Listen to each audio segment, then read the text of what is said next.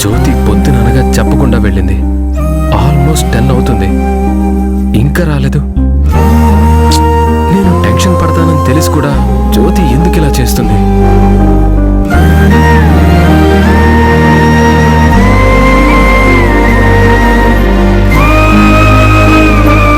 నేను ఒక మాట అడుగుతాను, ఏమీ అనుకోరుగా? నేనేమీ అనుకోను, నువ్వడుగు. మీకు పిల్లలు లేరా?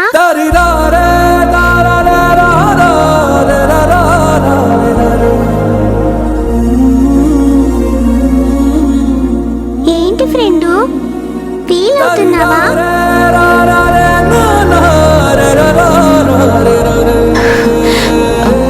జాబిలి, నేను ఇంక బయలుదేరుతాను.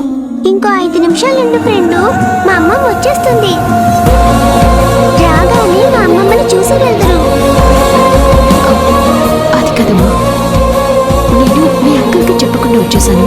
ఫోన్ కూడా తీసుకురాలేదు. నేను ఎటు వెళ్ళానని ఆయన కంగారు పడుతూ ఉంటారు. నేను ఇక్కడ చాలా రోజులు ఉంటాను కదా, తప్పకుండా మీ అమ్మమ్మని కలుస్తాను, సరేనా? 2 నిమిషాలు ఫ్రెండు, ప్లీజ్ ప్లీజ్ నా కోసం ఉండొచ్చుగా.